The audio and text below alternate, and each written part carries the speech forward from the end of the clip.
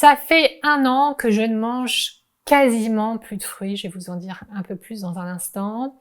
Alors, pourquoi j'ai fait ce choix? Quels avantages? Quels inconvénients? Quels résultats? On en parle. Pourquoi j'ai arrêté les fruits? C'est très simple. J'ai arrêté les fruits d'abord pour un problème digestif. Moi, j'ai toujours eu du mal à digérer les fruits. Je sais que je ne suis pas la seule. Je consommais souvent mes fruits en fin de repas. J'ai appris en naturopathie plus tard qu'il fallait jamais faire ça parce que le fruit contient des alcools liés au sucre qui se mélange avec votre bol alimentaire. Et ça favorise la fermentation, donc du coup ça favorise des ballonnements et une mauvaise digestion. Donc comme je mangeais plus de fruits en fin de repas, finalement j'avais du mal à les caler. Comme le matin j'ai pas trop faim, je mangeais pas de fruits non plus à ce moment-là. Des fois j'en mangeais au goûter, mais je sentais que ça me faisait pas du bien, à la fois sur un plan digestif et aussi par rapport au fructose qui est contenu dans les fruits. Je sentais que ça me faisait pas du bien en fait, que ça me faisait un petit pic de glucose et que après j'étais fatiguée. Enfin voilà, niveau digestion et niveau énergie, c'était pas top.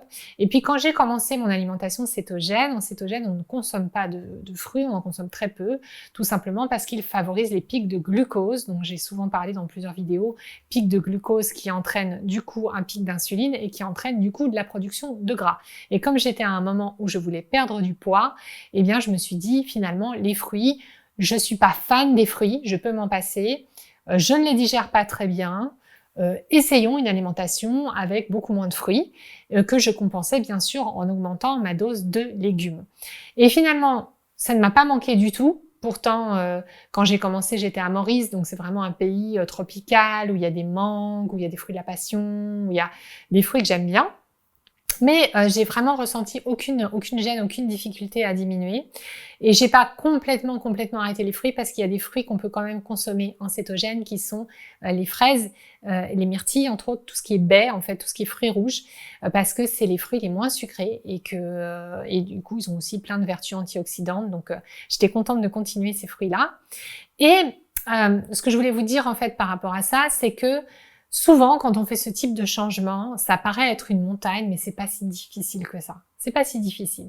Il suffit de le décider, il suffit de s'y mettre, il suffit d'y aller progressivement, et ça passe très bien. Et moi, j'ai eu finalement que des bénéfices à arrêter les fruits. Je vois aucun inconvénient. Alors vous allez peut-être me dire, ouais Elodie, mais c'est vachement strict ton alimentation, pas de fruits, quand même les fruits c'est plein de vitamines, et puis c'est un plaisir, c'est bon, etc. Alors attention, ça ne veut pas dire que je n'avais pas de plaisir dans mon alimentation. Moi je suis quelqu'un qui mange tous les jours du chocolat, je suis quelqu'un qui mange tous les jours du fromage, je suis quelqu'un qui mange tous les jours du beurre de cacahuète. Donc voilà, je me fais plaisir avec des aliments gras et sucrés, hein, et ils sont pas sortis de mon alimentation.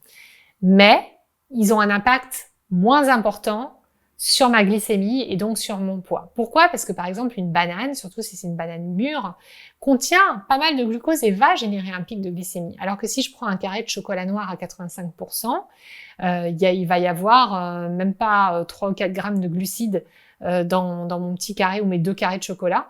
Et donc ça va largement passer dans mon régime cétogène où on limite en général les glucides à 20 grammes par jour.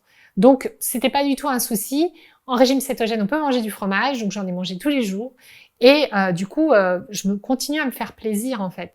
Vous pouvez trouver d'autres sources de plaisir que les fruits. Et les fruits, on nous les a beaucoup rabâchés, ils sont sains, ils sont bien, etc. Moi, j'ai un avis un peu plus mitigé parce que je connais des gens qui mangent beaucoup de fruits et qui ont des problèmes de poids, qui ont tendance à grossir, parce que ça reste une source de fructose et donc de sucre importante. Et vous en avez pas forcément besoin. Ça peut être un plaisir, bien sûr, mais ce qui va surtout compter dans votre alimentation, c'est les légumes et les protéines. Hein, ça, c'est vraiment les 2 gros socles.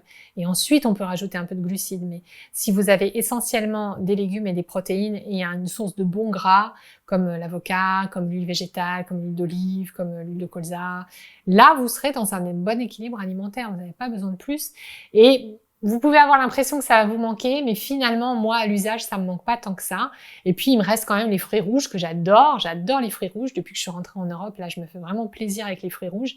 Et c'est aussi une super source de fruits, beaucoup moins sucrés et très riche en antioxydants, qui peut être une bonne alternative par rapport aux fruits que vous consommez habituellement.